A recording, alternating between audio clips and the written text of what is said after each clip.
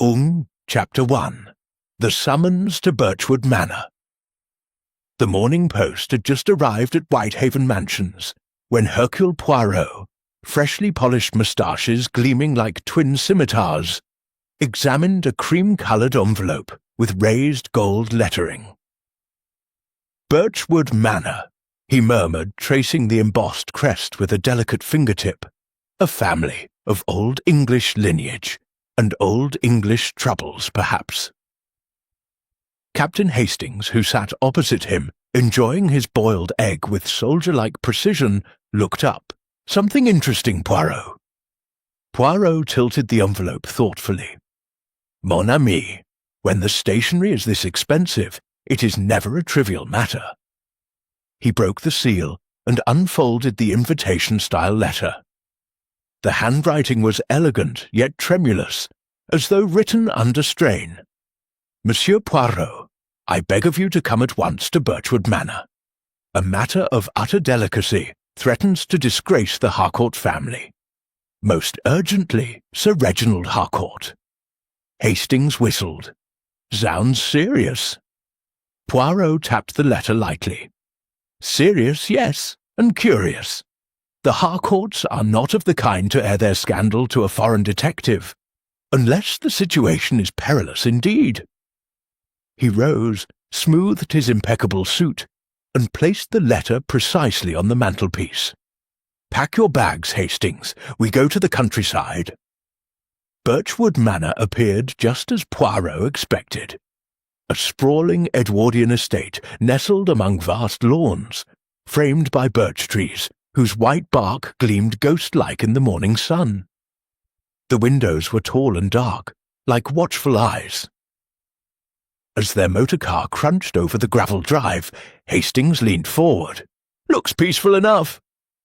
Poirot gave a small sniff. "Peaceful? No.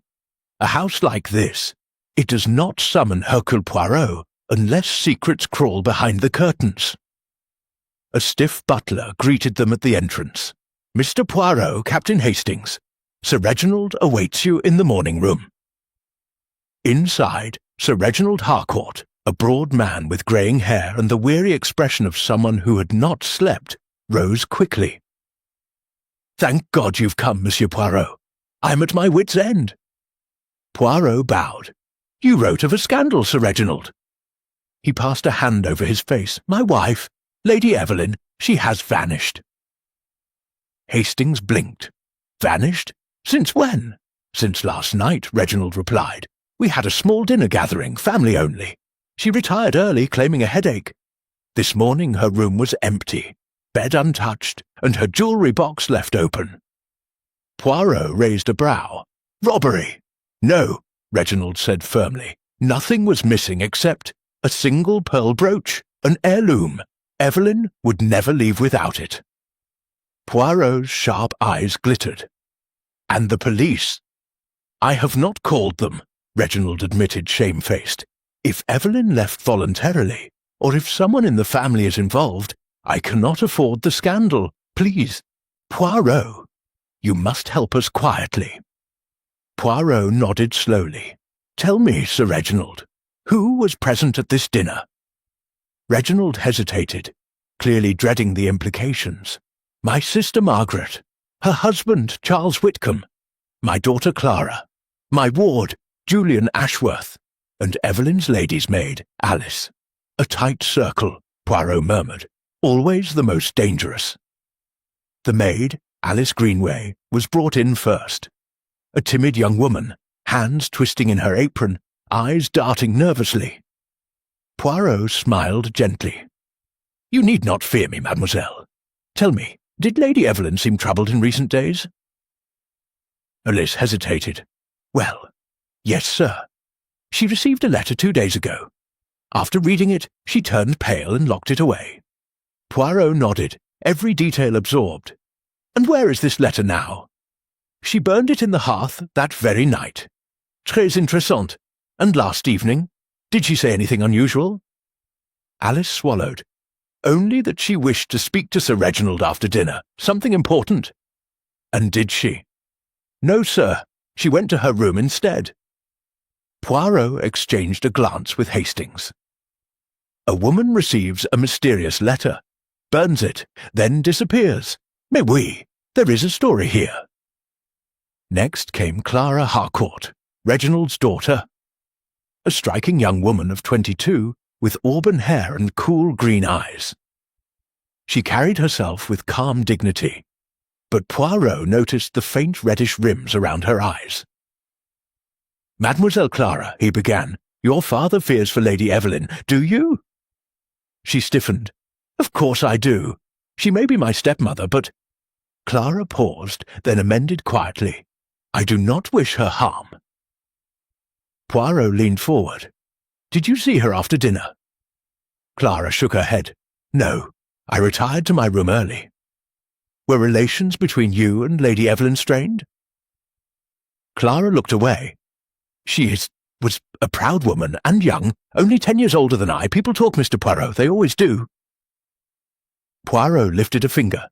"And you? What did you think of her?" Clara hesitated.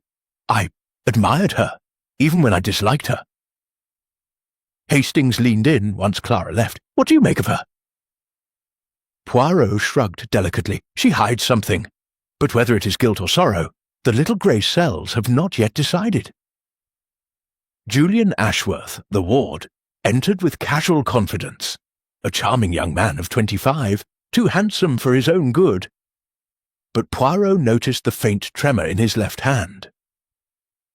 "Mr. Ashworth," Poirot began, "did you have any quarrel with Lady Evelyn?" Julian laughed too quickly. "Good heavens, no! Evelyn was like a delightful guardian. We got along wonderfully." Poirot's gaze sharpened. "Did she approve of your gambling?" Julian froze. "I beg your pardon?" "Ah," Poirot said softly. "So she knew." Julian's composure cracked for an instant. "Who told you?" Poirot waved a hand. "I observe. The worn edge of your jacket cuff, the ink stains from IOU notes, the slight indentation where one keeps a betting slip. But continue, monsieur." Julian swallowed hard. "Evelyn warned me to stop. Said she wouldn't cover for me again." Poirot's brows lifted. "Again?" Julian closed his eyes. "She loaned me a sum last month. I promised to repay her. I swear, I mean no harm to Evelyn." Poirot nodded slowly. "One does not always intend harm, Mr. Ashworth, and yet harm is done." As dusk fell, Poirot stood with Hastings outside the study window, contemplating the birch trees swaying in the rising wind. "Well, Hastings," he said softly, "Lady Evelyn is not merely missing. She is taken, by force or by fear." "You think she's alive?" Poirot's moustache twitched. "I think someone at Birchwood Manor prays she is dead." He pointed to a faint mark on the windowsill, barely visible to Hastings. "A footprint?" Hastings asked. Poirot nodded. "A woman's, standing outside the study, last night." Hastings stared. What was Lady Evelyn doing outside in the cold at midnight? Poirot's eyes glittered. "That, mon ami, is the question that will unravel the scandal of Birchwood Manor." The morning sky over Birchwood Manor was a wash of pale grey, and the frost clung to the garden paths like a thin veil of secrecy. Inside the grand dining room, the atmosphere was no warmer. The long oak table gleamed under the chandelier's cold light as the family gathered for breakfast, each person stiff, each pretending not to watch the others. Poirot, having an almost reverential respect for punctual meals, took his seat with impeccable poise. Hastings sat beside him, casting curious glances at the strained faces around the table. Sir Reginald attempted a semblance of hospitality. "Please, Mr. Poirot, help yourself to kippers, though I'm afraid they're rather oversalted today. Cook is in a state of nerves." Poirot lifted a delicate eyebrow. "In this house, Sir Reginald, everyone is in a state of nerves." A faint clatter came from Clara Harcourt's side. She had dropped her fork. Her face flushed as she quickly retrieved it. Lady Margaret Whitcomb, Sir Reginald's sister, sat rigidly upright, her pearls glinting with every stiff movement. Her husband, Charles Whitcomb, appeared more concerned with his newspaper than with the missing Lady Evelyn. Poirot's eyes, however, missed nothing. The flicker of glances exchanged. The tightening of jaws, the too careful politeness. He dabbed his lips with his napkin. "If I may ask, mes amis, at what hour was the household last aware of Lady Evelyn's presence?" Sir Reginald cleared his throat. "After dinner, 10 o'clock. She said she had a headache and would retire to her room." Poirot leaned forward. "And yet her bed was untouched. Did anyone hear movement during the night?" A momentary silence, and then Clara spoke softly. "I heard something." All eyes turned to her. Clara swallowed. "At around 11:30, a door closing, softly, but not soft enough to be accidental." "Which door, mademoiselle?" Poirot asked. "The study," Clara said. "I am sure of it." Poirot's moustaches twitched triumphantly. "And did you look out of your room?" Clara shook her head. "No, I thought it was father." Sir Reginald frowned. "I was in my room all night." "Then who," Poirot murmured, "was in the study at such an hour?" After breakfast, Poirot and Hastings made their way down the long corridor to the study. The door was closed, the brass knob cool beneath Poirot's fingertips. "Locked," Hastings observed. Poirot's smile was almost fond. "Hastings, when a door is locked, it is usually to keep something out, or something in." He removed his small, elegant toolkit, one that Hastings never entirely approved of, and deftly manipulated the lock. The study opened with a soft click. Inside the room was dim. Heavy curtains blocked the pale morning light. The fireplace was cold, the ashes untouched. A faint smell of lavender lingered. Lady Evelyn's preferred scent. Poirot approached the desk. "Observe, Hastings, the teacup." Hastings leaned closer. "It's cracked." "No, cracked deliberately." Poirot tapped it gently. "Look at the edge, chipped from the inside, as if it were struck against something." "And the saucer?" Hastings asked. "Gone." Poirot nodded. "Indeed, a missing saucer, a broken teacup, and the faintest trace of perfume. Lady Evelyn was here last night." Hastings frowned. "So she left her bedroom after all." Poirot placed a finger against the desk's surface, examining it carefully. "And she was not alone." He pointed to a faint indentation, barely visible.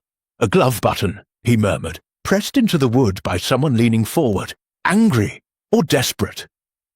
Poirot rose. "And someone cleaned this desk, Hastings, recently, very recently." "But why clean it at all?" "Because," Poirot said, "they wished to remove fingerprints." In the hallway, they nearly collided with Charles Whitcomb, the brother-in-law, a heavy-set man with a ruddy complexion and a perpetual look of irritation. He waved a hand dismissively. "Poking around already, Poirot?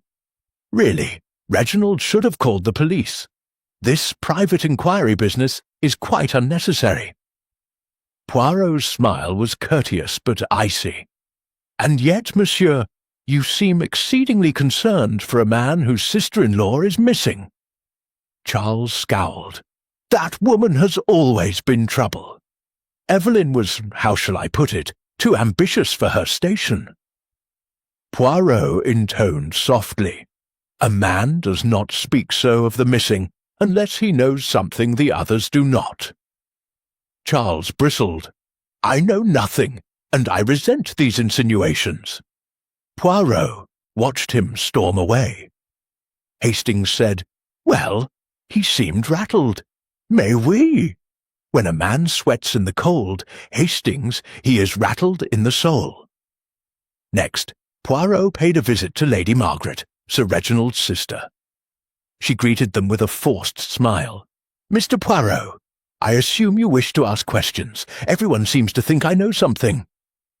Poirot gave a polite bow. "Madame, your intelligence is unmatched. I wish only to understand the relationships of this household." Lady Margaret sighed. "Very well. What do you want to know?" "Your relationship with Lady Evelyn." A stiff pause. "She was charming, yes, but she was also impulsive and secretive." "How so?" Lady Margaret hesitated. "Last week I saw her walking toward the birch grove with a man, not my brother, and certainly not Julian." Poirot's eyes sharpened. "A man? You recognized him?" "No. I assumed it was someone from the village. She dismissed it as a tradesman asking for directions." Poirot folded his arms. "And you believed her?" Lady Margaret looked away.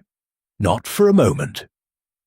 Back in the corridor, Poirot paused before a large window overlooking the birch grove. Hastings asked, "Do you think Evelyn was meeting someone, secretly?" Poirot raised a hand. "Hastings, trees have no tongues, but they observe. A clandestine meeting, a letter burned in the hearth, a disappearance, and a footprint outside the study. Doesn't it suggest she ran away to meet someone?" Poirot shook his head gently. "No, Evelyn Harcourt is not a woman who runs. She confronts." He turned to Hastings, his eyes gleaming. "And she confronted someone last night." "Who?" Poirot smiled faintly. "That, mon ami, is the question everyone here is terrified to answer." As afternoon light slanted across the hallway, casting long shadows like silent accusations, the manor grew restless. Servants whispered. Doors closed softly. Footsteps echoed with hesitation. Poirot stood at the foot of the grand staircase, hands clasped neatly. "Hastings," he murmured, "in this house, every person knows a fragment of truth, but one person knows all of it." Hastings swallowed. "And who's that?" Poirot looked up slowly toward the second-floor bedrooms. "The one who fears most that Lady Evelyn will be found." A gust of icy wind rattled a window-pane. Hastings shivered. "You don't think she's dead?" Poirot's voice was quiet, but firm. "I think Lady Evelyn Harcourt is very much alive." He paused. "But she will not remain so for long, unless Hercule Poirot acts swiftly. Hey, detective, quick question. Where in the world are you solving mysteries from? Drop your city in the comments. And if you want more twisted tales, hit that subscribe button, because tomorrow's case? It gets even creepier. Stay sharp! Chapter 2. The Vanishing of Lady Evelyn Harcourt. A brittle stillness had settled over Birchwood, Manor, like a house holding its breath. Even the staff walked more quietly, as though afraid to disturb the unseen tension coiled in every corridor. Poirot, however, moved with the leisurely calm of a man strolling through a garden. "Mon ami," he told Hastings as they headed toward Lady Evelyn's bedroom, "this is the hour when secrets come out. In the morning, shadows lie, but in the afternoon," he smiled, "the light exposes everything." Lady Evelyn's room, at the east end of the manor, was a picture of elegance. Soft rose wallpaper, a vanity table draped with perfume bottles, and a perfectly made bed, untouched since the day before. Hastings frowned. No sign she slept here at all. Poirot nodded. And yet her belongings remain. A woman does not vanish of her own accord without a handbag, a coat, or even a spare pair of gloves. The wardrobe door was slightly ajar. Hastings reached to close it, but Poirot lifted a hand abruptly. "Attendez! Do not disturb the order!" Poirot crouched and gestured toward the carpet. Hastings blinked. "Is that chalk?" No, Poirot murmured. Powder, face powder. Fallen from the dressing-gown, perhaps?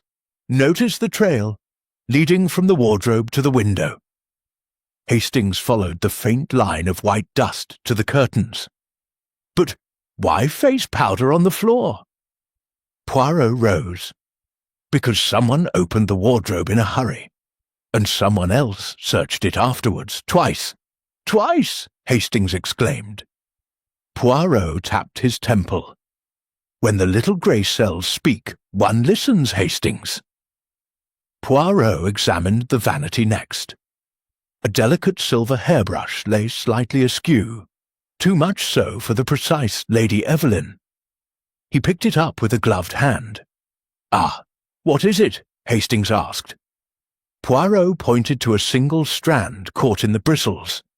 A dark brown hair. Hastings frowned.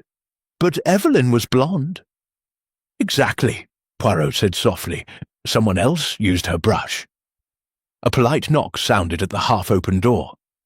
Julian Ashworth entered, looking unusually pale. I heard you were in Evelyn's room, he said. I wish to help. Poirot turned slowly. You look troubled, Monsieur Ashworth. Julian swallowed. I keep thinking, what if Evelyn left because of me? Because I owe her money. If she argued with me last night, Poirot regarded him with calm, unreadable eyes. Did you argue with her? Julian hesitated too long. I may have, a little. She confronted me about a debt. Eh bien, and then? Julian dropped his gaze. She told me she was done protecting me. Poirot stepped closer. And so you feared she went to tell Sir Reginald? Julian stiffened. Yes. Where were you between 10 and midnight? In my room, Julian said quickly. Too quickly. Reading. Poirot's moustaches trembled with quiet amusement. Of course, you read very loudly, I suppose. Observe. Lady Evelyn came here, and something happened that made her step back. He turned slowly toward the Manor, and someone dragged the truth back inside Birchwood Manor. Near sunset, the sky bleeding orange above the treetops, Sir Reginald found Poirot in the music room, studying the piano keys as if they held clues. Poirot, he said tensely, have you learned anything? Poirot looked up calmly. A few things, yes. Lady Evelyn left her room last night. She went to the study. She met someone in the birch grove. She feared this meeting enough to burn a letter. And someone in this house is lying. Sir Reginald trembled. But she is alive, Poirot? You believe she is alive? Poirot's expression grew grave, but not hopeless. Sir Reginald, I believe Lady Evelyn Harcourt was alive at midnight. Sir Reginald clutched the back of a chair. And after that? Poirot tilted his head gently. That depends, Sir Reginald, entirely on the conscience of someone under your roof. A thin mist clung to the grounds of Birchwood Manor the following morning, softening the edges of the ancient stone walls and giving the place an uncanny, suspended stillness. Poirot moved through the corridors with his usual unhurried elegance, but his eyes were sharp, calculating, every detail sinking into the little grey cells. Hastings followed, clearly unsettled. Poirot, about the footprints. Do you truly believe Lady Evelyn was confronted? Poirot paused, straightening his tie. Mon ami, when a person meets another at midnight, in secrecy, and leaves behind contradictory traces, the confrontation is inevitable. The question is, with whom? He turned toward the study door, still locked, still ominously silent. Sir Reginald joined them outside the study, his face drawn and haggard. Mr. Poirot, he said quietly, I must confess something. My wife and I did not part on good terms last night. Hastings blinked. You quarrelled? Reginald hesitated. Not exactly. I wish to discuss an issue relating to our finances. Evelyn was secretive of late. Withdrawals from the family account, money unaccounted for. Poirot raised an eyebrow. And you assumed she was being extravagant? I feared she was being blackmailed. Hastings stiffened. Blackmailed? By whom? Reginald shook his head miserably. She would not say. Only that she would handle it. And then she disappeared. Poirot regarded him thoughtfully. Women, Sir Reginald, do not burn letters because of extravagance. They burn letters because of danger. He motioned to the study door. Let us see what danger visited this room. Poirot unlocked the study once more. The fireplace remained cold, the carpet undisturbed, yet the room radiated a strange, unnatural tension. He moved directly to the desk. Hastings, do you recall the broken teacup yesterday? Yes, chipped from the inside. Poirot examined the desk drawers now, opening each with meticulous care. Papers neatly stacked. A drawer of correspondence. A locked drawer. Ah, Poirot breathed. We have interest. Sir Reginald frowned. That drawer. Evelyn kept nothing important there, only old letters. Poirot held up a gloved hand. Let us not assume. He retrieved a slim brass tool, slid it gracefully along the lock, and with a soft click, the drawer opened. Hastings leaned forward eagerly. What is it, Poirot? Inside lay a cluster of envelopes, identical creamy white, sealed with no crest. All addressed to Lady Evelyn Harcourt, all postmarked from a nearby village, and all empty. Poirot tapped the stack lightly. Letters without letters, envelopes without meaning. Someone removed the contents. Sir Reginald whispered, You think Evelyn hid something here? Poirot gave a small smile. I think the drawer was opened last night and emptied. Hastings frowned. But by whom? Poirot turned toward the window. By the same person who broke the teacup. The real surprise waited behind the heavy velvet drapes. While Hastings searched the hearth, Poirot quietly lifted the corner of the curtain. Something small, delicate, and gleaming caught the light. He reached down and retrieved it. A single pearl. Hastings stared. Poirot, that's from the missing brooch. Poirot nodded. Yes, and observe it carefully. The clasp is torn, not unhooked. It was ripped away violently. Sir Reginald looked stricken. That brooch was Evelyn's favourite. Poirot studied the pearl with almost tender precision. And now it is here, hidden behind the curtains of the study, where Lady Evelyn met someone last night. Hastings swallowed. So the meeting wasn't only in the grove? Poirot's eyes glittered. No, she met someone here first, and something happened that caused her to flee. To the grove. He tucked the pearl into a small envelope. This is not merely a missing brooch. It is evidence of a struggle. Before leaving the study, Poirot inspected the window latch. One detail he had been contemplating since the previous day. Hastings, see here. The latch is loose, not naturally, tampered with. Hastings leaned in. Someone forced it? Poirot nodded. From the inside. Why would anyone do that? Poirot steepled his fingers. To make it appear as though the window had been opened from the outside. A false trail. A classic misdirection. Sir Reginald paled. You mean someone inside the house staged her disappearance? Poirot turned to face him quietly. Sir Reginald, I fear that the scandal haunting Birchwood Manor is not one coming from outside, but one born under your very roof. They found Lady Margaret Whitcomb in the morning room, warming her hands by the fire. She looked up sharply as Poirot entered. Mr. Poirot, is there news? Poirot's eyes narrowed, fractionally. Lady Margaret, I must ask, did you know about the letters your sister-in-law was receiving? Lady Margaret stiffened. "What letters?" Poirot watched her carefully. The letters she hid. Burned. The envelopes she kept locked in the study drawer. Her pupils contracted. Evelyn was a foolish woman, Margaret said tightly. She had many word acquaintances before marrying my brother. "And after?" Poirot asked softly. Her mouth tightened. "I would not put it past her." Poirot's gaze sharpened. "And you would very much like to believe that, n'est-ce pas?" Margaret's face darkened. "Are you implying—" "I imply nothing," Poirot said calmly. "I merely observe that you dislike Evelyn with an intensity that exceeds propriety." Margaret stood abruptly, her pearl necklace trembling with her anger. Evelyn brought shame to this family long before she disappeared.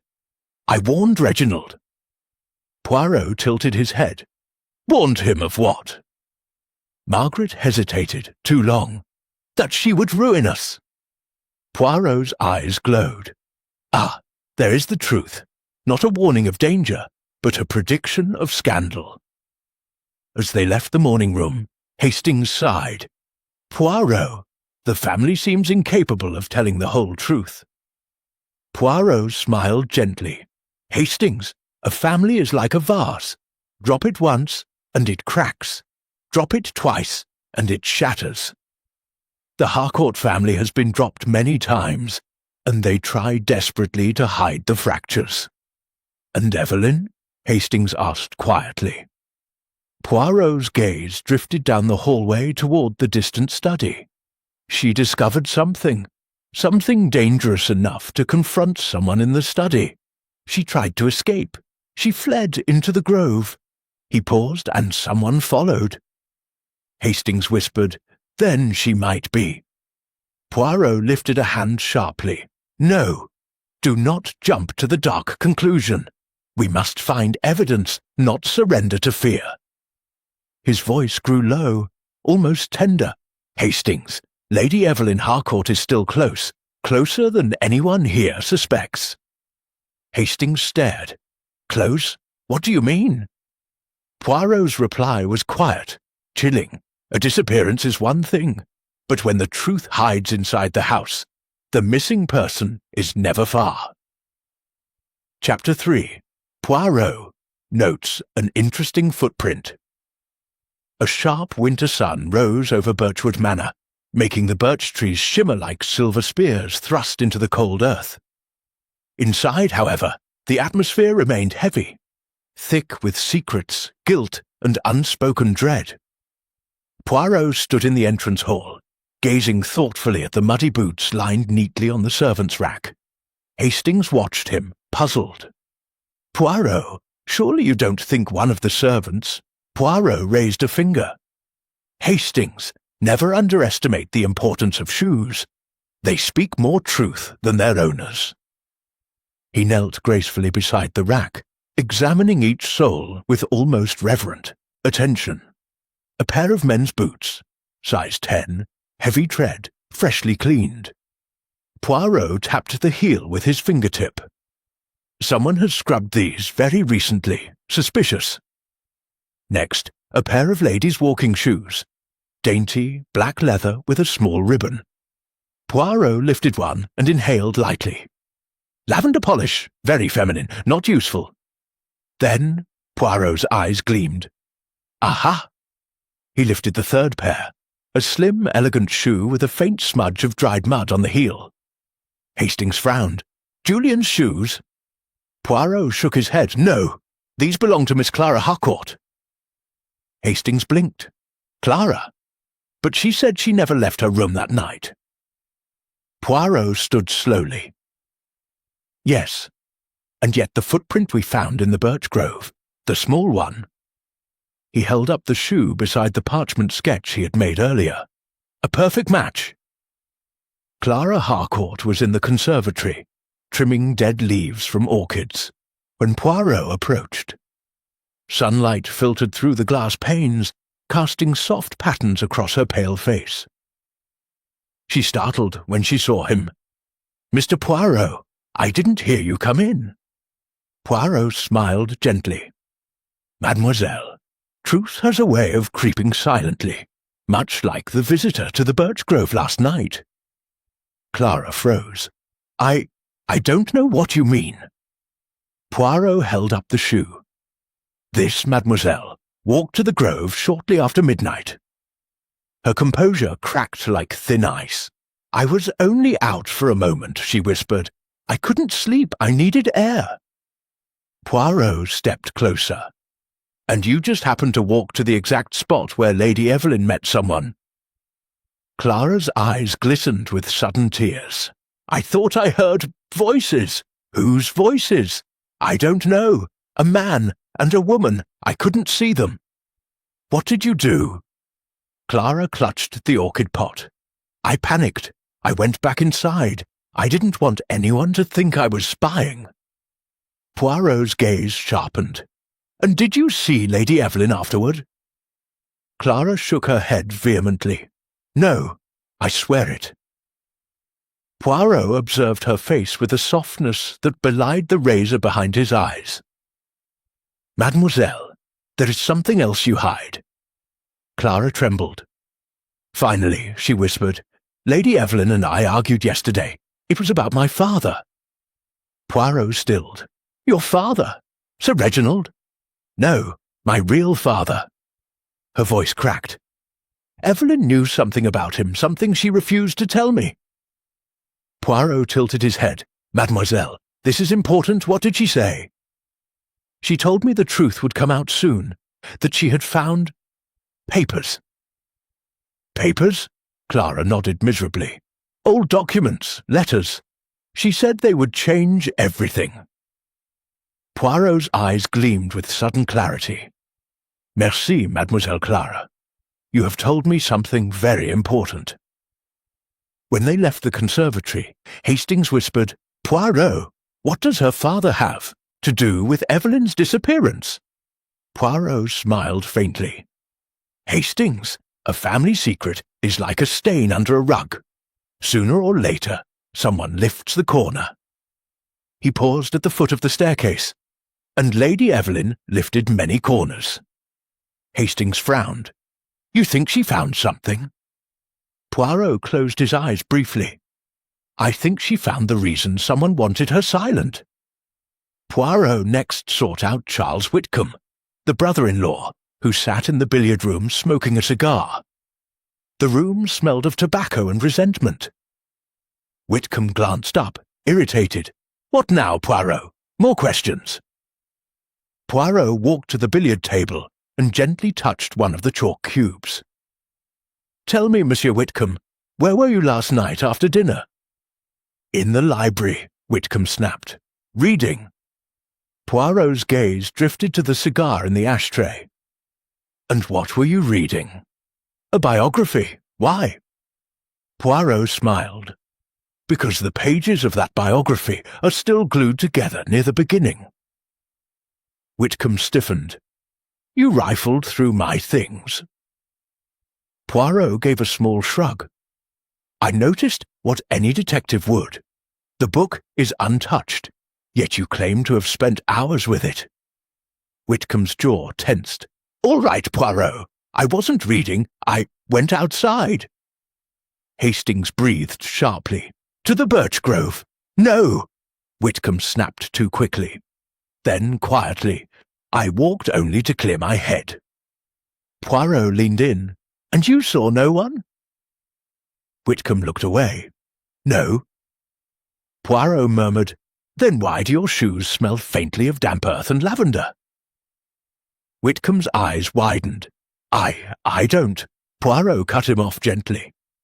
You were near the birch grove.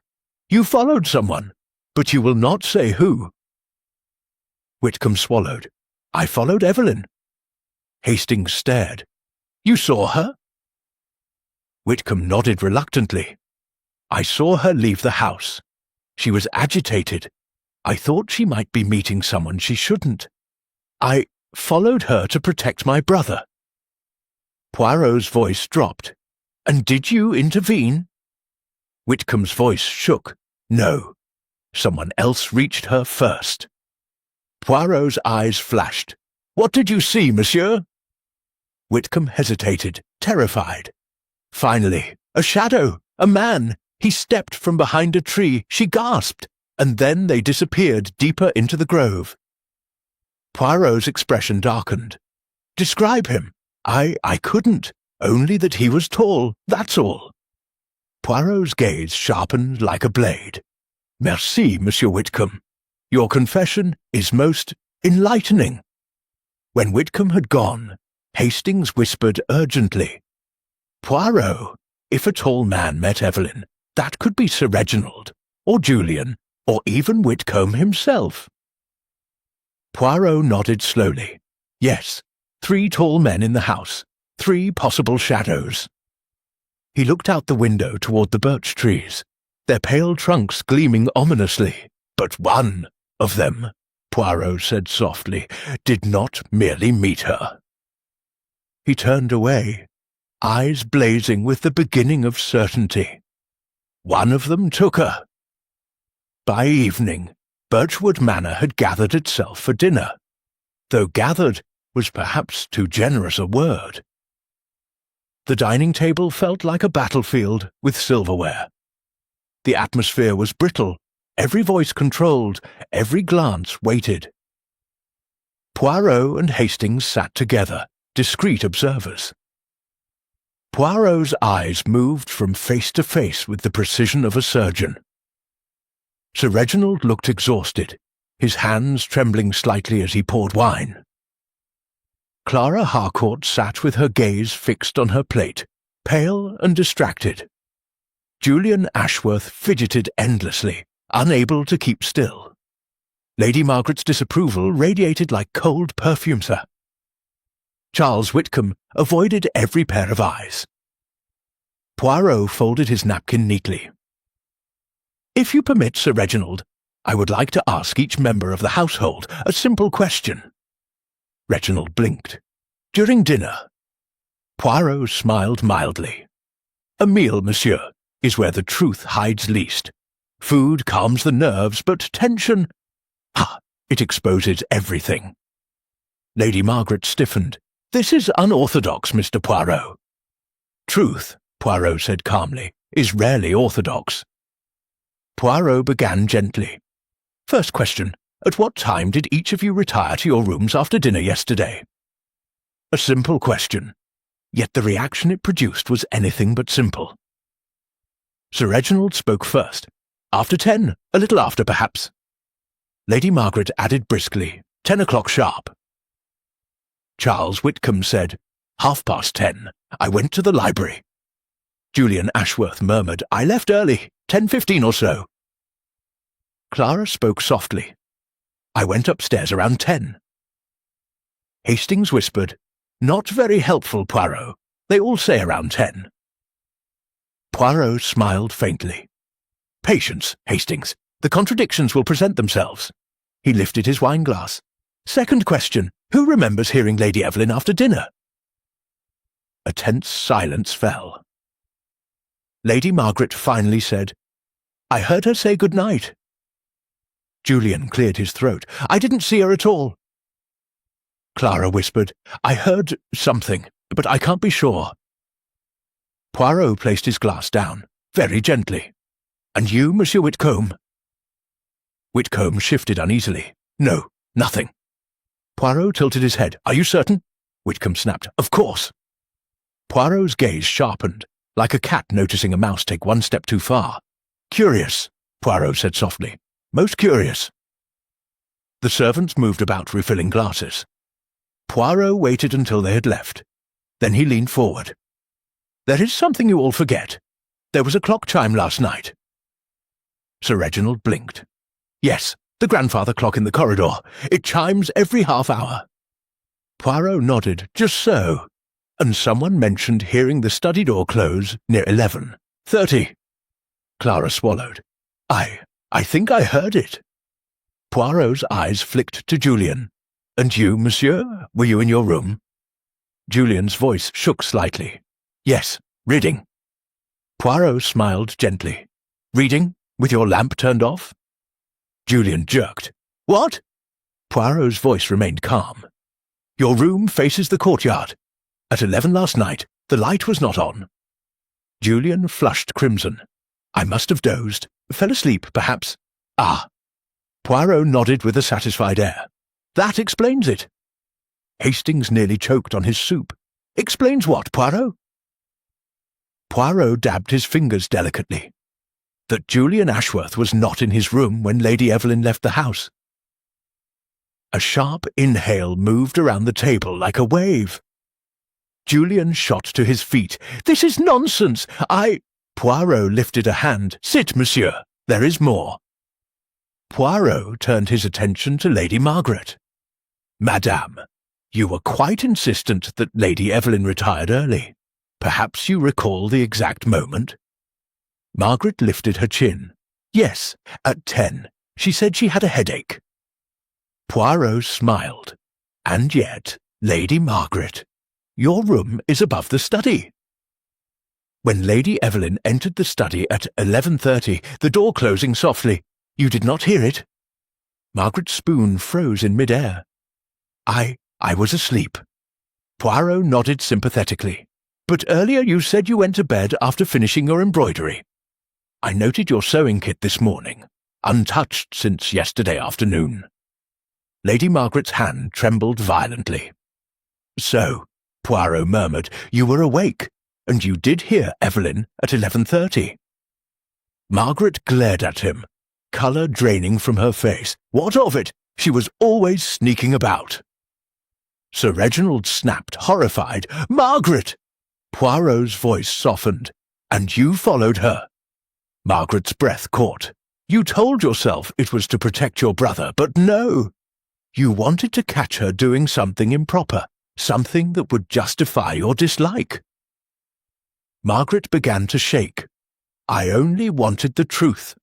Poirot said softly, and when you saw her slip into the study, you hid behind the stairs. Margaret gasped. How could you possibly? Poirot smiled gently. Your perfume, roses and bergamot, a faint trace in the corridor, fresh at midnight. Margaret covered her mouth with trembling fingers. Hastings whispered urgently, Poirot! That explains Margaret. But what about Whitcomb? Poirot's eyes gleamed. Ah, Hastings, and now we come to him. He turned to Whitcomb. You told me today that you followed Evelyn because you feared scandal. Whitcomb nodded stiffly. Yes. And you said you saw her meet a tall man. Whitcomb swallowed hard. I did. Poirot tapped the table softly. But earlier, during breakfast, you said you did not see her, or anyone, after dinner. A stunned silence. Whitcomb went chalk white. That was different, Poirot echoed. A missing woman, and you neglected to mention that you followed her into the night. Whitcomb sputtered. I panicked. Poirot's voice hardened for the first time. No, monsieur, you lied. Sir Reginald stood abruptly, face ashen. Whitcomb, why? Whitcomb collapsed into his chair. I was afraid. Afraid of how it would look. Evelyn sneaking out. Me following her. I thought, if she was meeting someone she shouldn't. Poirot leaned forward. And you thought exposing her would protect your family? Whitcomb nodded. Miserable, yes. Yet, Poirot continued softly, you failed to tell us one crucial detail. Whitcomb stared. What detail? Poirot's voice dropped to a whisper. You were not the only one who followed her. A ripple of horror passed around the table. Hastings swallowed. Poirot! Who else? Poirot slowly turned his gaze to Sir Reginald Harcourt. Reginald's wine-glass shattered in his hand. Before anyone could speak, Poirot said quietly, At 10:30 last night, you were not in your room. Your boots, lined neatly but still damp, tell their own story. Reginald trembled violently. Poirot! Poirot raised a hand. I do not accuse. I merely state, you, too, went to the grove. The silence was suffocating. Reginald sank into his chair like a collapsing structure. "I thought she was meeting someone," he whispered. "I followed her because I feared the worst." Poirot's eyes gleamed with sudden intensity. "And now, Sir Reginald, we must find out whether your fear came true." Chapter 4. A midnight visitor in the corridor night had fallen once more over Birchwood Manor, bringing with it a cold that seemed to settle into the very walls. A storm murmured somewhere beyond the birch trees, the wind pressing against the windows like something trying to get in. Inside, the manor had never been quieter. Poirot and Hastings walked along the upper corridor, their footsteps cushioned by the long runner carpet. The lamps flickered faintly, perhaps from the storm, perhaps from something more unsettling. Hastings shivered. "I say, Poirot, this place feels haunted."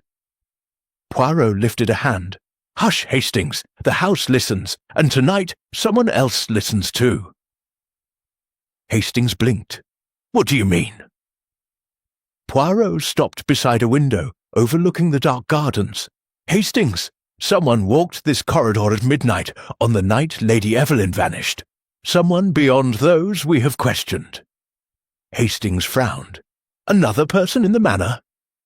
Poirot's eyes gleamed. "Not another person. A person we believed was in bed at the time." Poirot turned sharply and stepped toward Clara Harcourt's room. The door creaked open. Clara, startled, stood from her dressing table. "Mr. Poirot, is something wrong?" Poirot's voice was soft. "Mademoiselle, you mentioned hearing a door close at 11:30. You believed it was the study." Clara nodded. "Yes." Poirot stepped closer. "But the sound of the study door is heavier, a deeper click. Yet you described a light, soft closing." Clara frowned, confused. "Then it wasn't the study."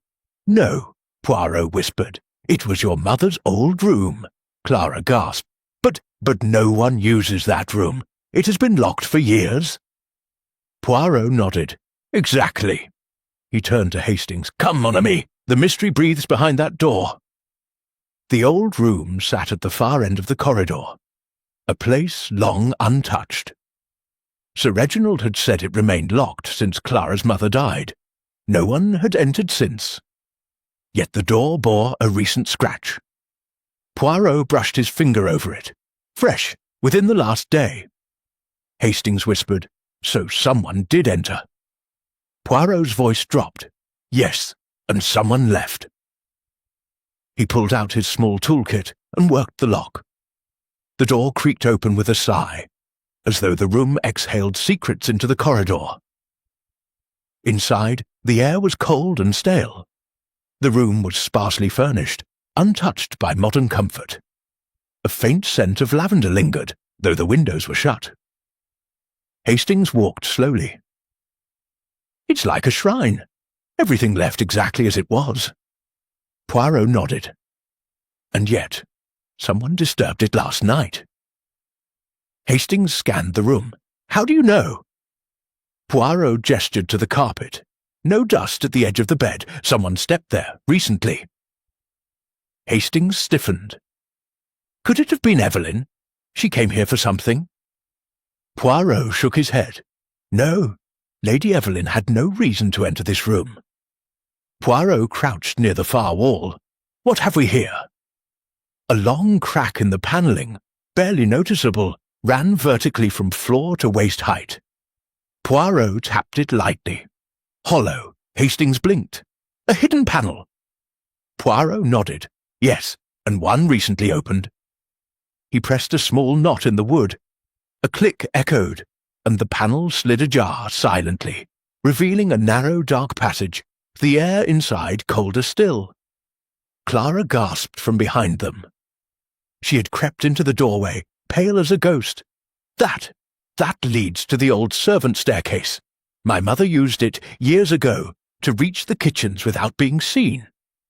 Poirot stepped into the passage and lifted a lantern. "And someone has been using it again." There, on the dusty floor, were unmistakable prints.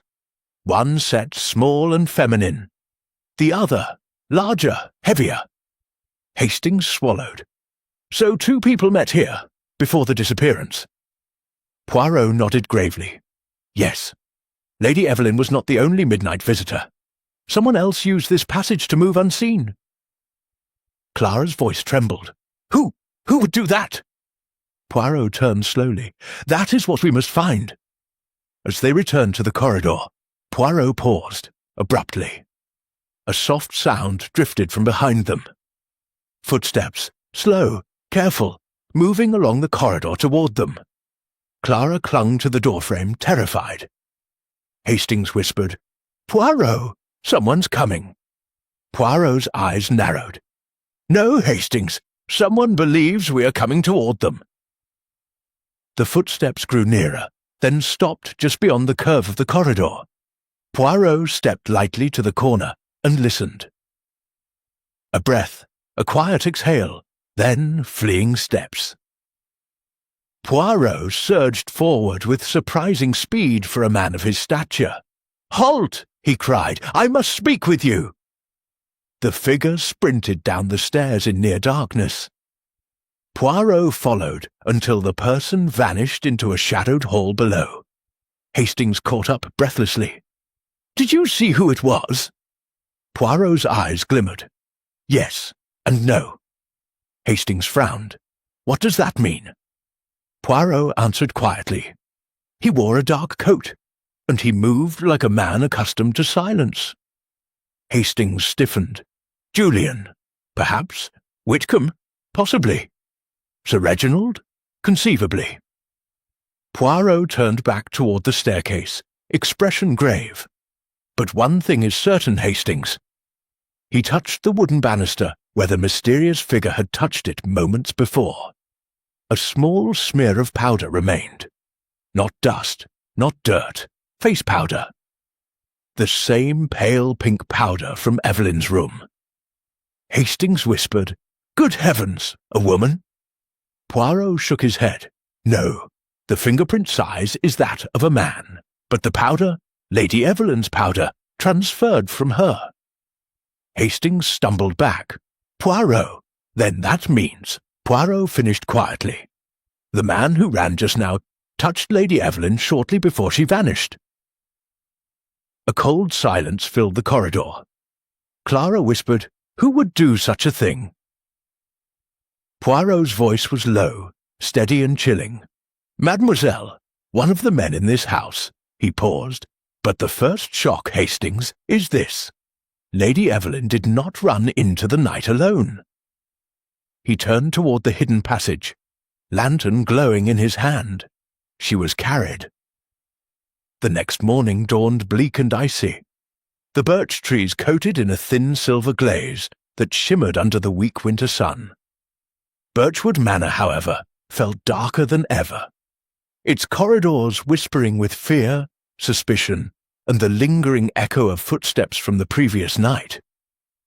Poirot sat at the small writing desk in the morning room, hands steepled, eyes half closed.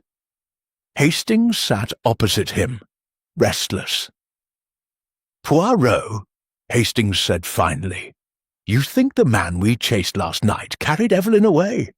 But why would he enter that old room first? Poirot opened his eyes. Mon ami, criminals who wish to avoid being seen prefer shadows and secret staircases. The hidden passage explains how Lady Evelyn could have been moved without anyone observing.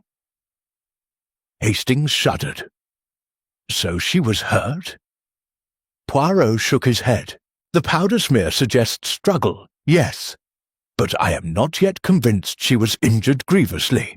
What convinces me is something else entirely. Hastings leaned forward. What is that? Poirot gave a small, enigmatic smile. Hastings, something in this house does not fit. Something very small, and yet decisive. Sir Reginald entered abruptly, looking anguished. Poirot, the staff found this near the orchard this morning. He held out a small folded scrap of paper, charred at the edges. Poirot's eyes glowed with sudden interest. Ah, another piece from the burnt letter. Hastings leaned in eagerly. What does it say? Poirot unfolded it delicately. Only fragments of words remained. Truth must be told. No longer hide. Papers in the study. Meet me. Hastings frowned. It matches the earlier scrap. So, Evelyn wrote it. Poirot looked up sharply. No, Hastings, Lady Evelyn did not write this. The room stilled. Sir Reginald blinked. What do you mean? Poirot pointed at the handwriting.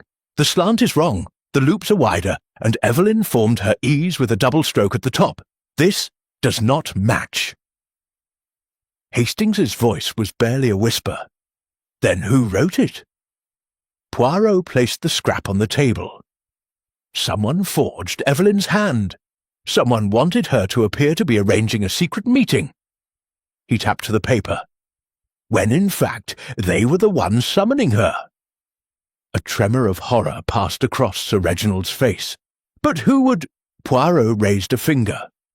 One thing at a time, Sir Reginald. First, we determine its purpose.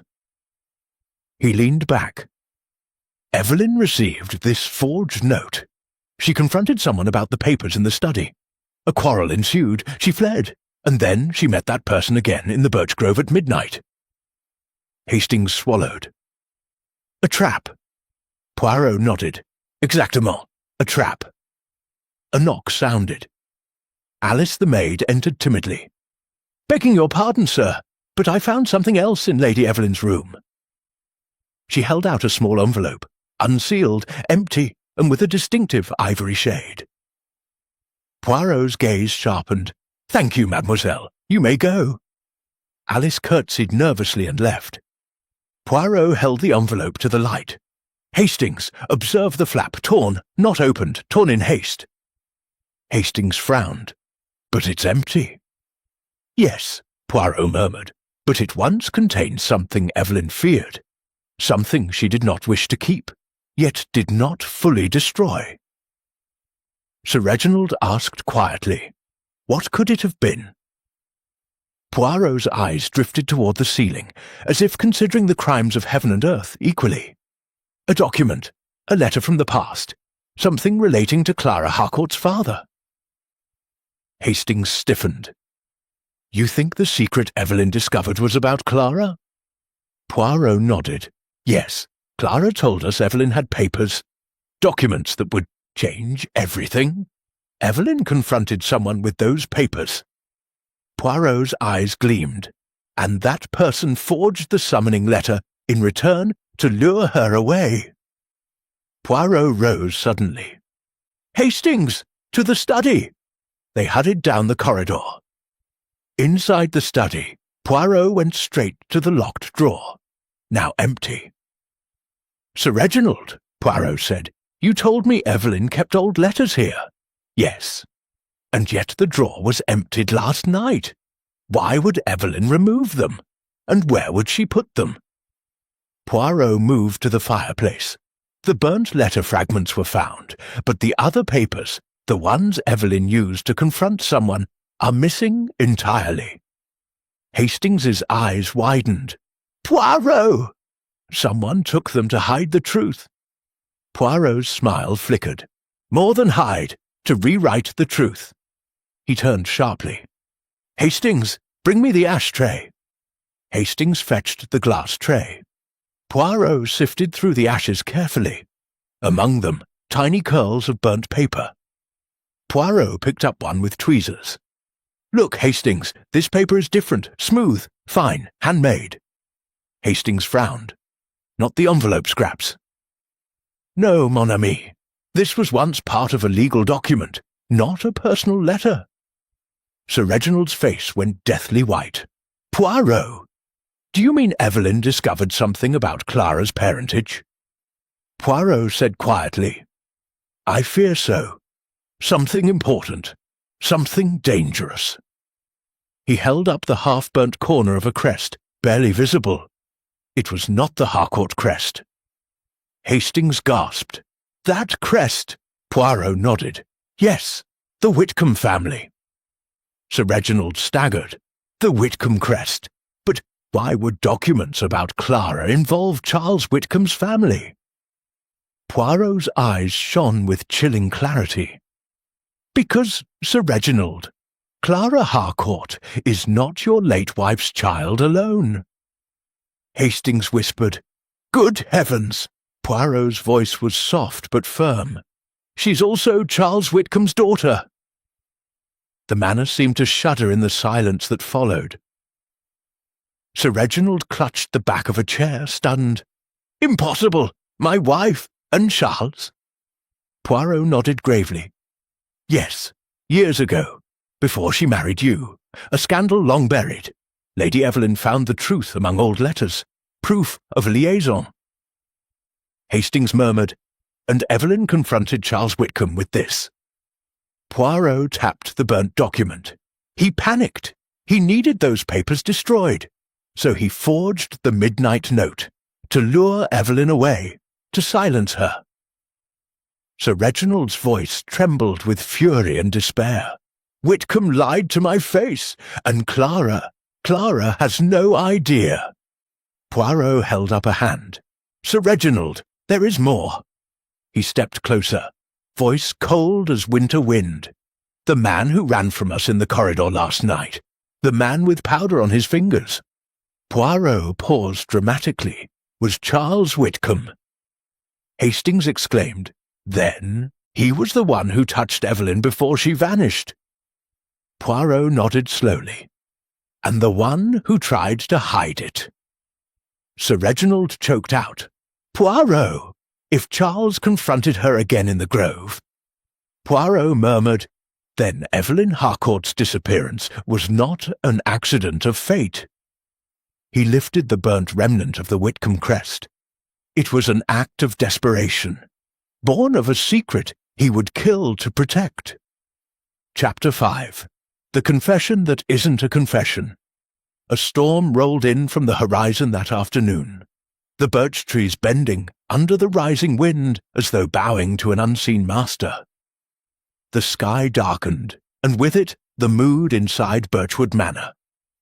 Servants murmured nervously, doors closed a little too softly, and every member of the Harcourt household walked as though expecting some dreadful knock at fate's door.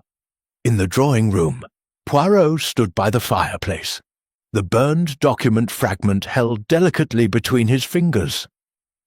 His eyes were distant, focused inward, toward the puzzle only he could see fully. Hastings paced anxiously. "Poirot, now that we know Charles Whitcomb was involved with Evelyn last night, surely that means he's guilty." Poirot murmured, "Hastings, guilt is not a simple coat one wears. A man may appear guilty and yet be innocent, and a man may appear innocent and yet hide the darkest truth." Hastings huffed. "You're being terribly mysterious." Poirot smiled faintly. "It is not I who is mysterious. It is this house, its people, their secrets." Just then the door swung open with a violent jerk. Charles Whitcomb stood there, pale, dishevelled, perspiration shining on his forehead. His hands shook as though he had just run a great distance or battled a ghost. He slammed the door shut behind him. "Poirot! I cannot keep it inside any longer." Hastings froze. Poirot turned, calm as always. "Then speak, monsieur." Whitcomb's voice cracked. "It was me, all of it. I was the one who met Evelyn. I was the one she confronted. I was the one who followed her into the grove." Sir Reginald, who had been seated silently in the corner, shot to his feet. "You lying devil! What did you do to my wife?" Whitcomb raised his hands defensively. "Reginald, please, let me explain." Poirot gestured for calm. "Proceed, monsieur. Begin at the start." Whitcomb swallowed hard. "She confronted me in the study. She found the old letters from your late wife, Reginald. Letters proving that Clara is my daughter." Clara, who had slipped in behind her father, gasped sharply. Whitcomb's eyes filled with tears. "I never knew. I swear it. Your wife left me before telling me. By the time she married you, Reginald, I had moved on. I thought she hated me." He wiped his brow with a trembling hand. "When Evelyn showed me the letters, I was shocked. But she said she would reveal the truth to everyone. She said Clara had a right to know. But God help me, I panicked. I begged her to wait. She refused." His voice cracked. "So, yes, I followed her when she ran outside. I followed her to the birch grove." Sir Reginald's voice shook. "And then? What happened then?" Whitcomb collapsed into a chair. She was angry, furious. She said she'd go to the police in the morning, not to accuse me, but to force me to take responsibility. She said secrecy was a crime in itself. Poirot's eyes narrowed. "And then, monsieur, what did you do?" Whitcomb buried his face in his hands. "I argued, I shouted, but I swear, Poirot, I did not harm her. She ran deeper into the grove. I lost sight of her. When I returned to the manor, she was gone." A heavy silence fell. Hastings whispered, "A confession, but not of guilt." Poirot walked closer to Whitcomb, his gaze piercing. "Monsieur Whitcomb, you admit to deceit, to cowardice, to following Lady Evelyn, but you deny harming her." Whitcomb nodded miserably. "Yes, I swear it. I swear on Clara's life." Poirot's expression flickered. Barely perceptible, but enough. "Ah," he murmured softly. "That, Hastings, tells us everything." Hastings blinked. "What does it tell us?" Poirot turned toward the window, watching the first drops of rain strike the glass. "It tells us, mon ami, that Charles Whitcomb is lying, but not about what you think." Sir Reginald's voice thundered. "So he did harm Evelyn?" Poirot held up a hand sharply. "No. Whitcomb lies to protect his pride, to protect his image, but a liar for vanity is not the same as a liar for murder." He turned to Whitcomb, eyes blazing with insight. "You lie because you are ashamed, because you do not wish Reginald to know you once loved his wife. But your lie is small, your truth is greater." Whitcomb trembled. Hastings stepped closer, whispering, "Poirot. If not Whitcomb, then who?" Poirot exhaled slowly. "Murder, if murder it is, was not committed by a man driven to protect a long-buried secret, but by someone driven by a fresh, immediate fear." He faced the group. "And that person has not spoken yet." At that moment, Clara Harcourt collapsed onto a chair, her face white as linen. "My father! My real father!" she whispered. "This changes everything." Sir Reginald knelt beside her, placing a hand on her shoulder. "No, Clara, you are my daughter, in every way that matters." Poirot nodded approvingly. "Sir Reginald speaks truly.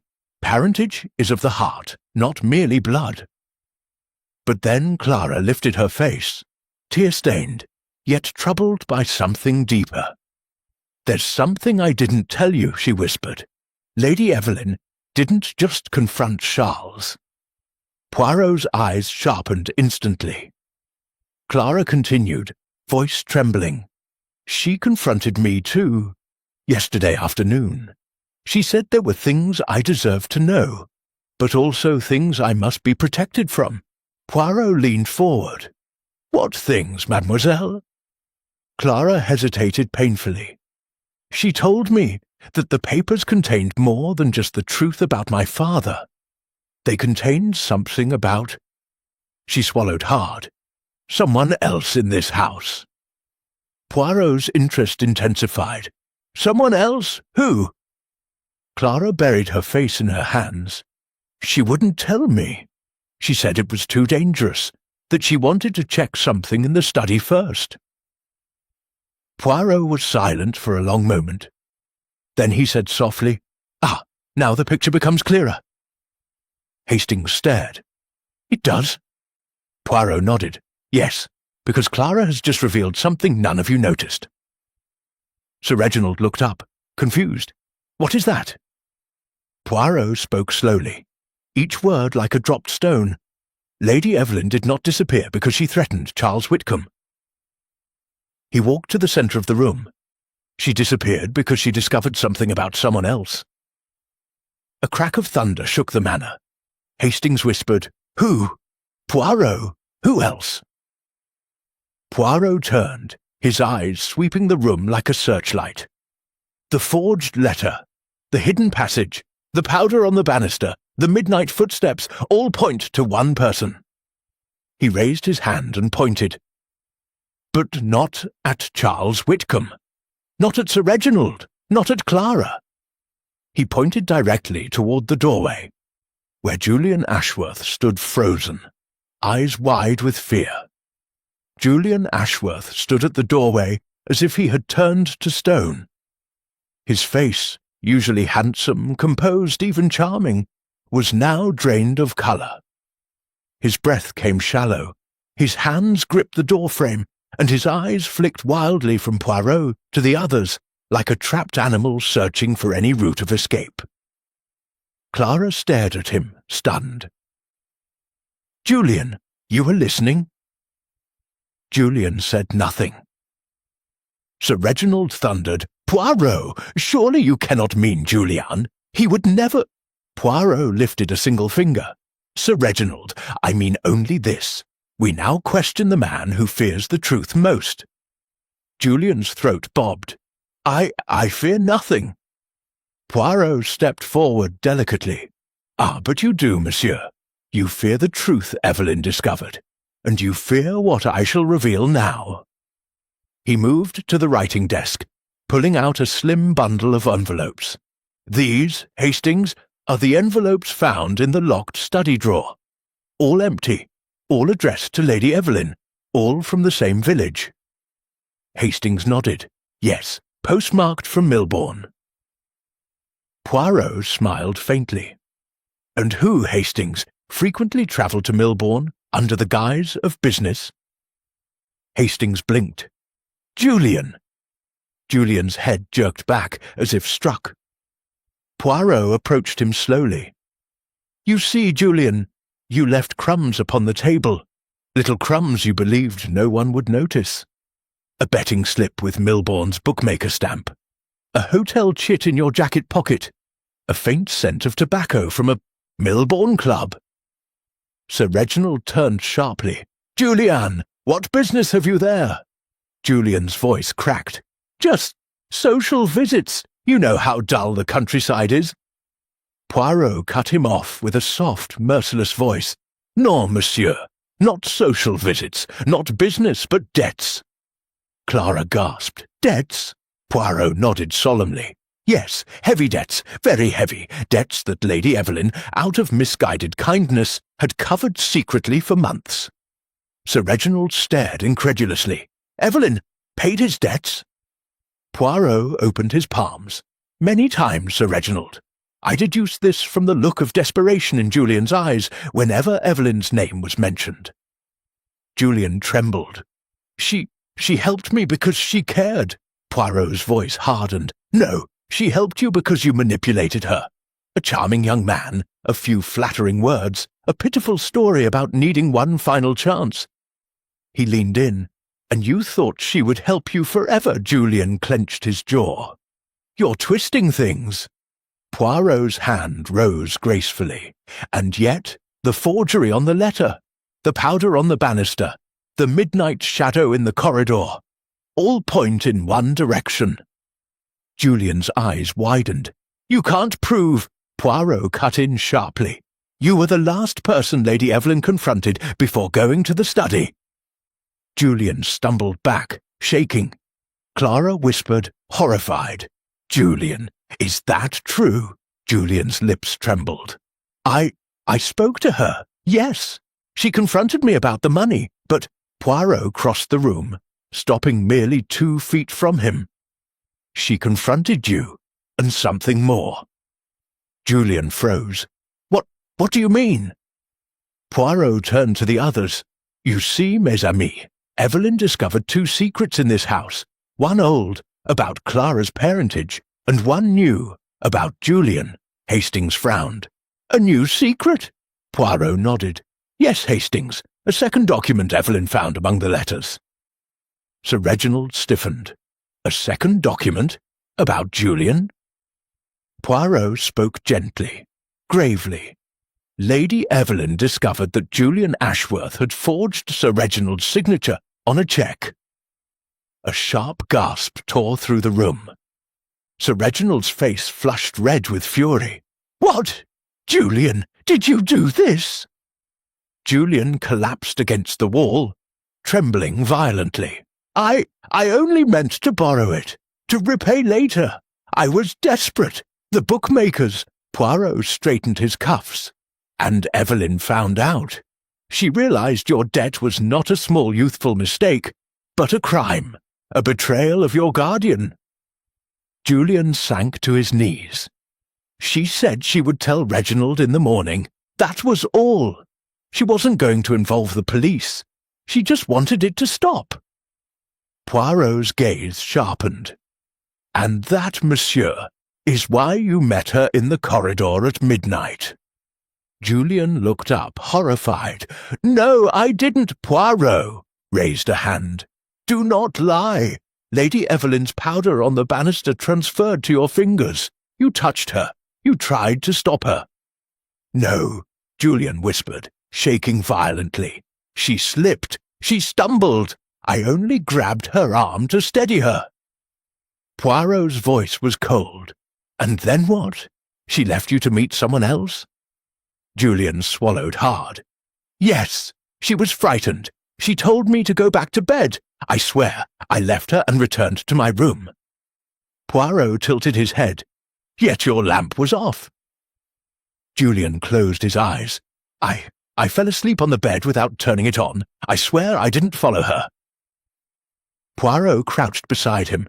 Julian, your guilt is real, but not the guilt of murder. Julian stared up in shock. Poirot continued softly. You forged the cheque. You gambled. You begged Evelyn to protect you, but you did not cause her disappearance. A stunned silence washed through the room. Hastings stammered.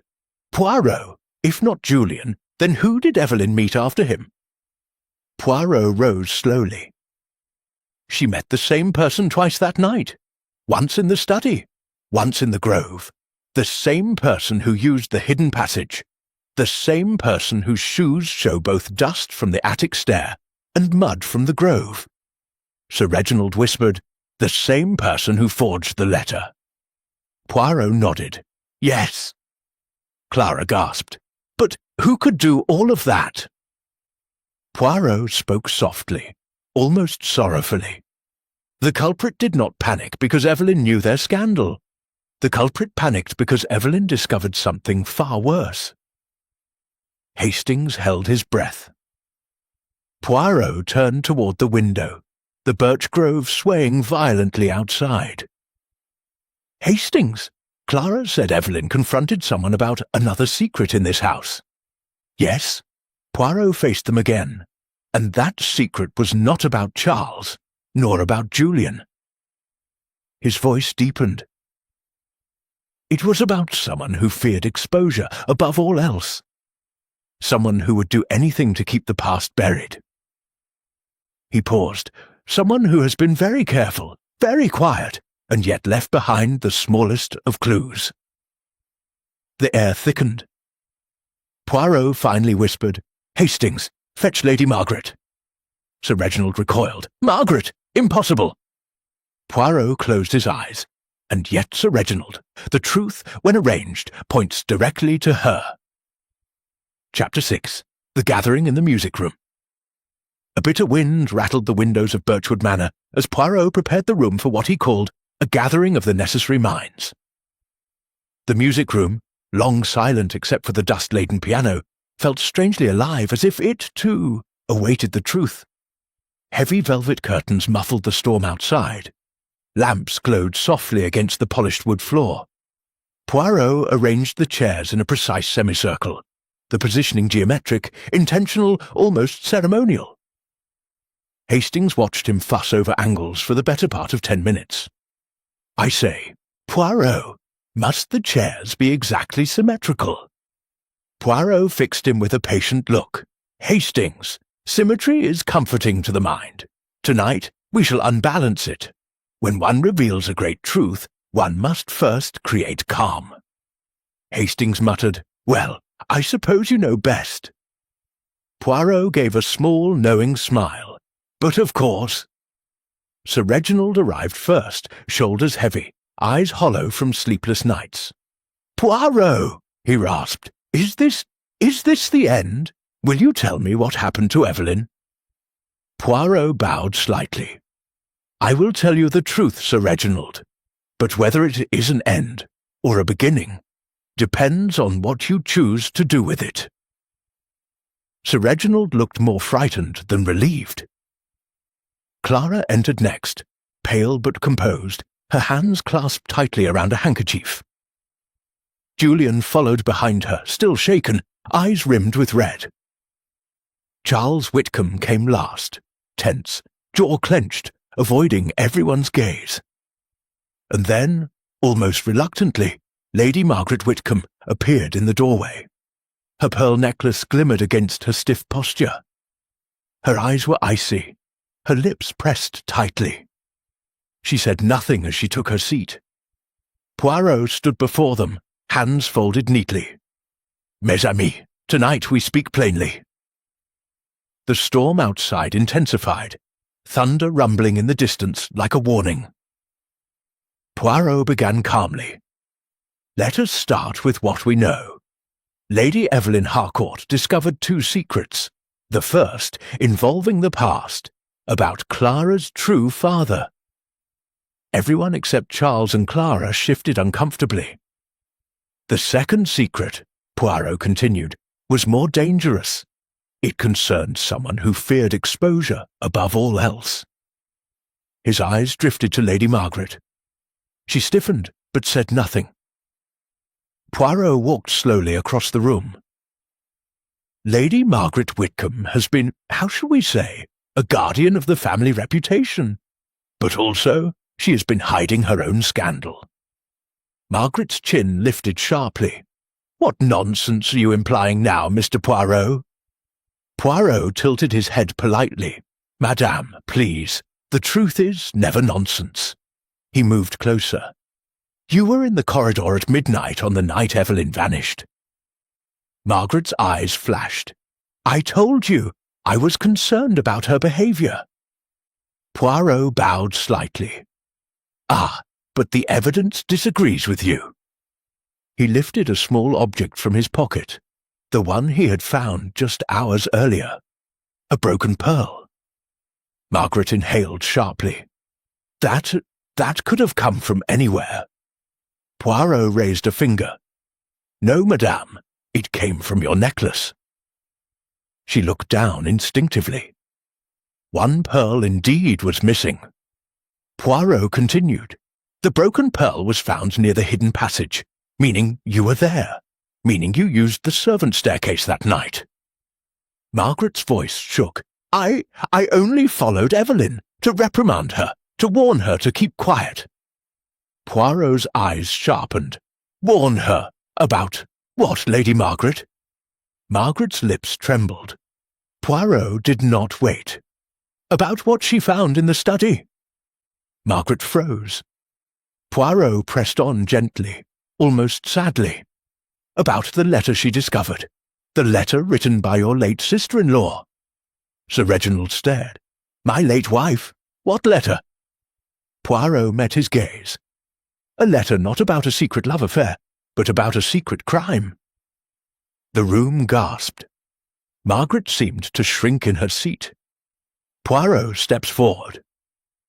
"Sir Reginald, years ago, before you married Clara's mother, she confessed a terrible truth to her sister Margaret." Margaret whispered, "Poirot, stop!" But Poirot continued, unflinching. "She wrote that she feared Margaret would expose her, that she begged Margaret to protect a secret that did not concern her child's father, but her own involvement in a scandal before she ever married you." Sir Reginald staggered. "What scandal? What are you suggesting about my late wife?" Poirot spoke softly. "That she was involved in a theft from the Whitcomb family. She stole a piece of jewellery, a brooch of pearls."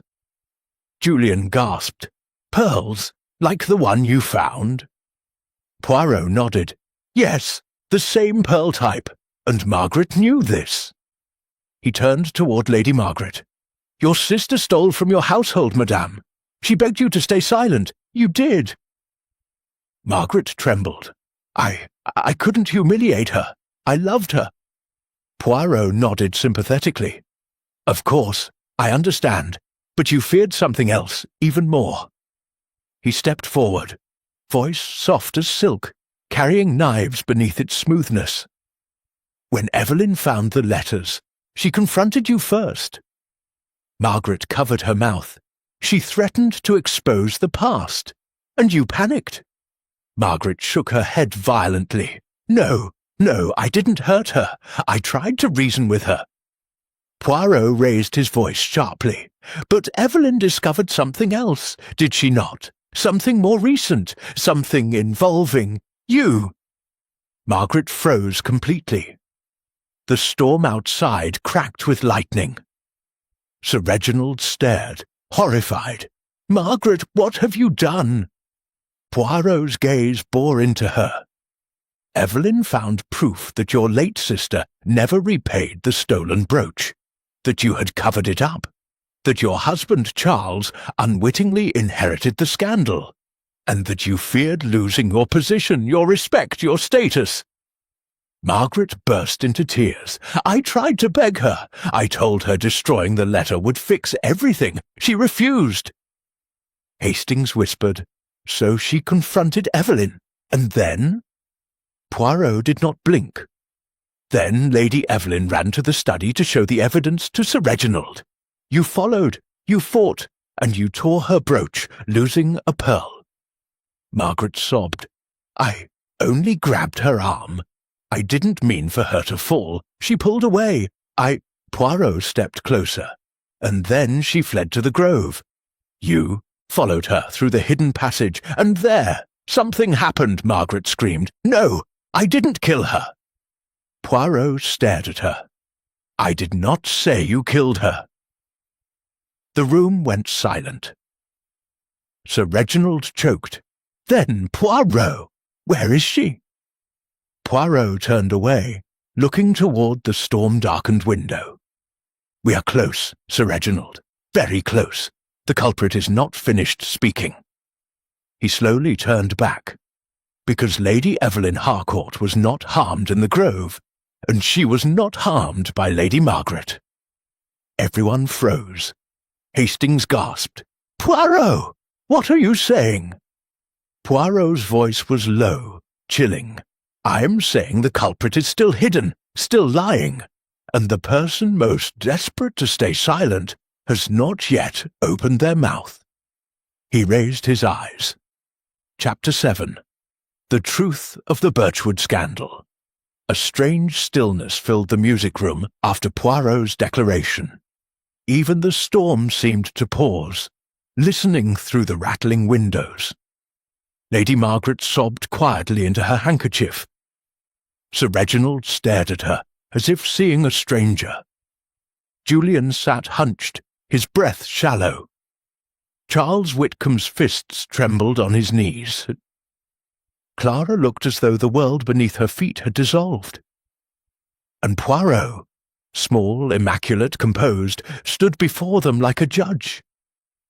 At last, Sir Reginald managed to choke out, "Poirot, is she alive? Is Evelyn alive?"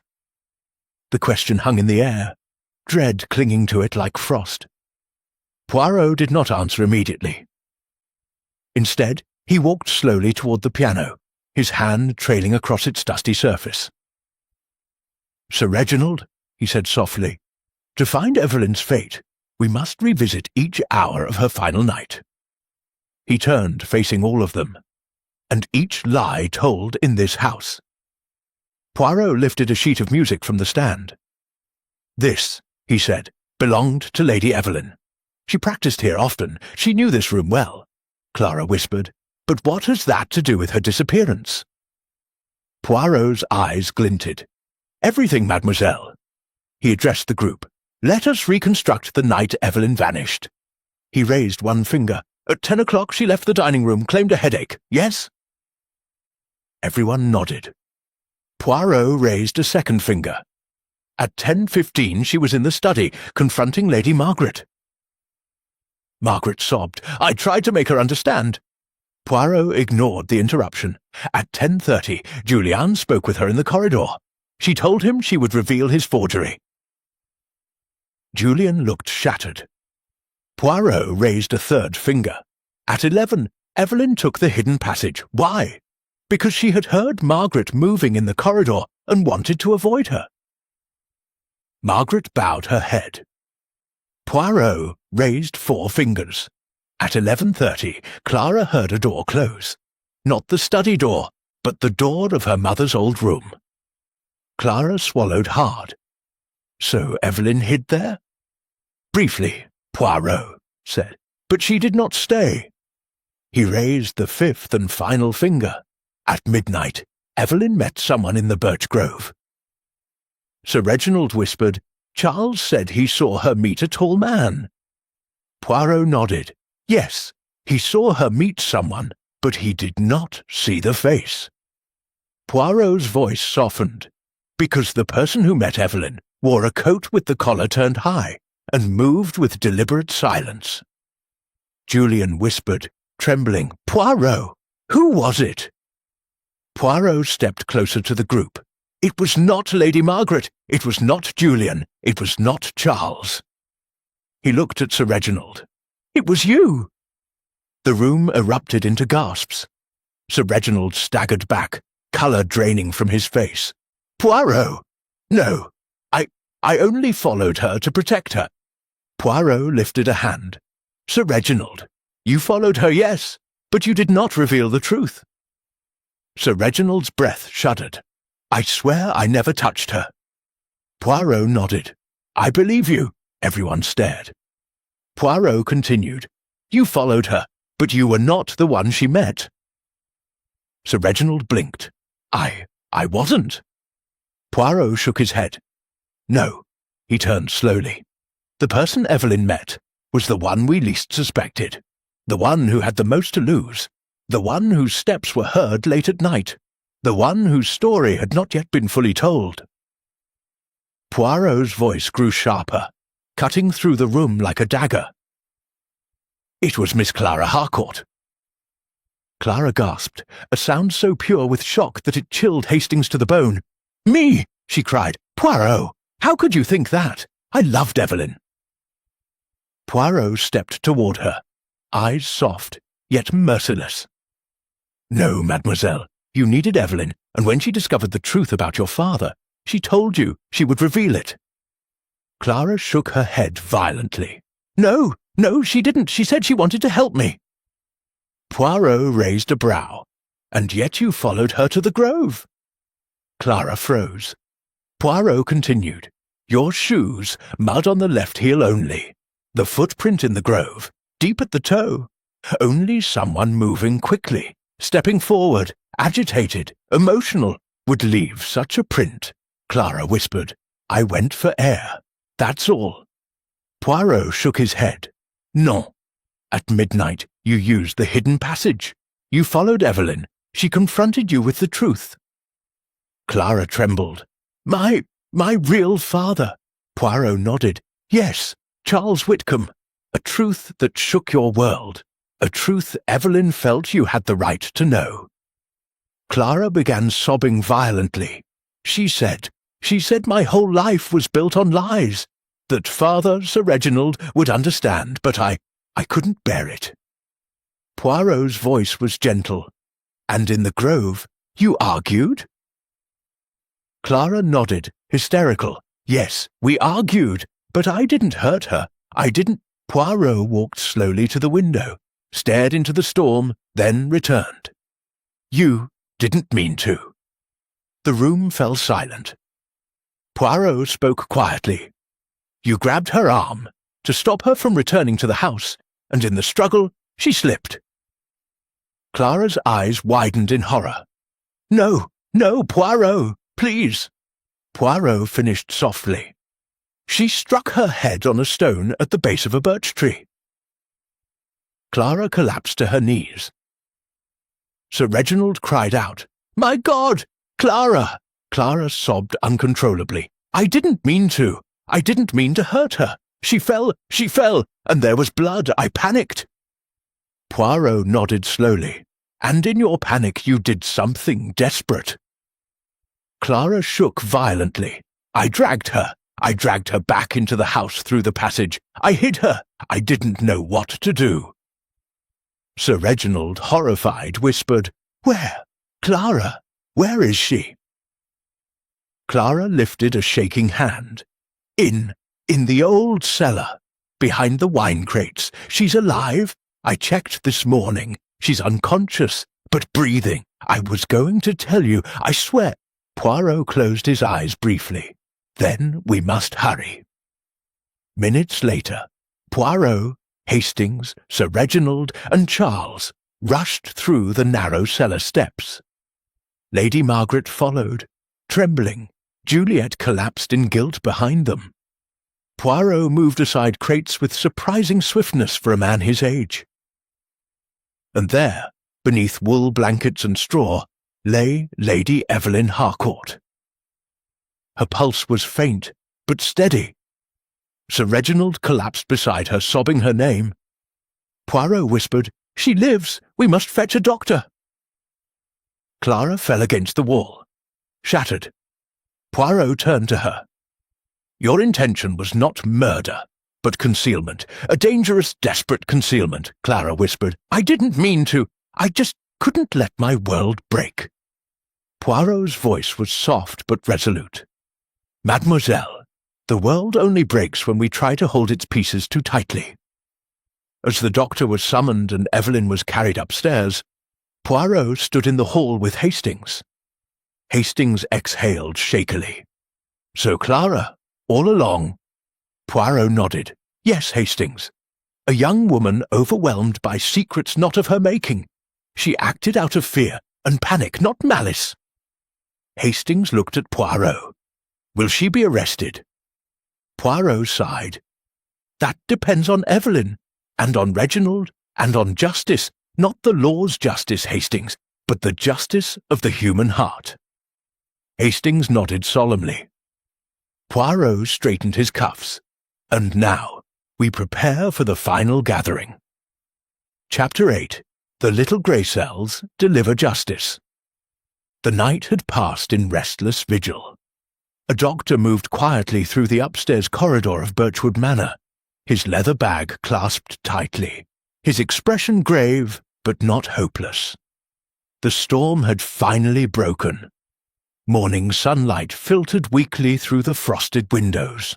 Poirot sat in the small sitting room outside Lady Evelyn's chamber, hands folded neatly, moustaches immaculate as ever.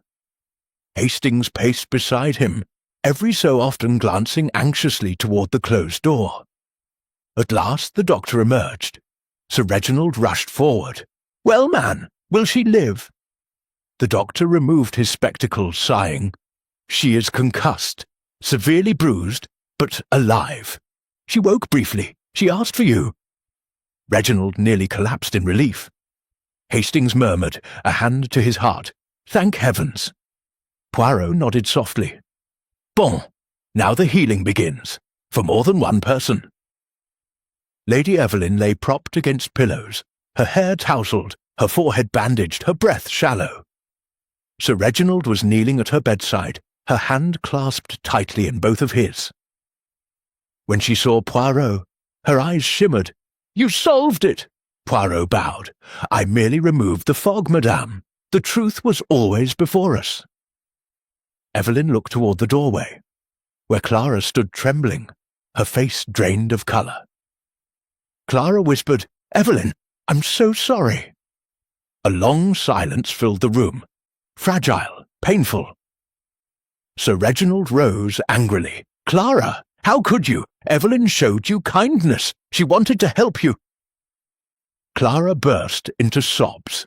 "I didn't mean to hurt her. I wasn't thinking. I panicked. Please." Poirot stepped forward, placing a gentle hand on Reginald's arm. "Sir Reginald, anger blinds the heart, and Mademoiselle Clara acted without intent to do grievous harm." Evelyn spoke faintly. "Reginald, stop!" Her voice, though weak, carried authority. Clara approached the bed, her hands trembling violently. "I thought you were going to destroy my life, everything I believed about myself, my family." Evelyn shook her head weakly. "No, Clara, I wanted to protect you. I wanted you to learn the truth in a way that wouldn't wound you." Clara covered her mouth, devastated. "I didn't know. I didn't understand." Sir Reginald turned away, shoulders shaking. Poirot's voice was calm, quiet. "There is much pain here, but pain, mes amis, is not the same as guilt of murder. Clara made a desperate mistake, fueled by fear." Clara sank to her knees beside the bed. "Please forgive me, or if you can—" Evelyn reached out, resting a trembling hand on her hair. "Child, fear drives us all to foolishness. I forgive you. I want you to have peace." A sob tore from Clara's throat. Sir Reginald turned back, eyes wet. "Clara, you will always be my daughter. Nothing changes that." Clara broke down completely. Hastings wiped his eyes discreetly. "Poirot, you were right. Justice isn't always about punishment." Poirot tilted his head. "Exactement.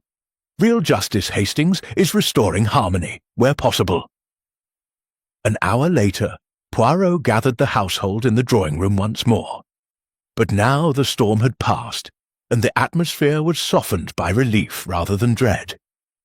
Lady Margaret sat stiffly, refusing to look at anyone. Charles Whitcomb hovered near, Clara, unsure if he should offer comfort. Julian stood apart, humbled by his own sins, shame etched into his features. Poirot began gently. "Mes amis, this house was poisoned not by one crime, but by many small secrets. A forged cheque, a buried scandal, a hidden passage, a truth concealed in fear." He looked at each of them. "And yet none of these were acts of evil, only human frailties." Margaret's voice broke. "Poirot, what will happen to Clara?" "Legally," Poirot said softly, "her actions could be seen as concealment, but she did not intend harm. Evelyn herself testifies she fell in panic." Sir Reginald nodded firmly. "I will not press charges, not against Clara. She is my child. Evelyn is alive. That is all that matters." Julian lowered his head. "And what of me?" Poirot's gaze hardened slightly. "You must confess your forgery to Sir Reginald, but with Evelyn's forgiveness and Reginald's discretion, I suspect this will remain a matter for the heart, not the courts." Julian swallowed, nodding gratefully. Lady Margaret whispered, "And me? My past mistakes? The letters?" Poirot approached her gently. "Madame, you were wrong to conceal the past, but you acted out of misguided loyalty, and you have suffered greatly already." Lady Margaret wiped a tear. "I suppose I deserve every bit of it." Poirot gave her a small, compassionate nod. "We all deserve second chances, madame, even you." Charles placed a trembling hand over hers. "And I deserve to know I have a daughter." Clara looked at him softly, wounded, shocked, but not rejecting. There was pain, but also possibility. Later, as Poirot and Hastings prepared to depart Birchwood Manor, Hastings asked, "Poirot, do you ever tire of these tragedies, these tangled hearts?" Poirot smiled wistfully. "Hastings, humanity is a curious puzzle. The motives of love, fear, pride, these are the threads that bind every crime. To understand them is to understand life." He paused, "And in this case, I am content." Hastings smiled. "You're pleased Evelyn lived?" Poirot nodded. "Yes. and that Clara may still find a future. A house of broken secrets can mend Hastings if one is willing to sweep away the dust. He tapped his temple gently, and it is the little grey cells that help us find the broom. Hastings laughed softly. As they stepped out onto the frosted drive, the winter sun finally broke through the clouds. The birch grove shimmered, a place no longer haunted by midnight dread, but by the quiet first glimmer of healing. Poirot adjusted his hat. "Come, Hastings, the world is full of mysteries, and we must be ready." And together they walked into the pale winter morning, leaving Birchwood Manor to its truths, its reconciliations, and the fragile peace restored by the little grey cells. The end.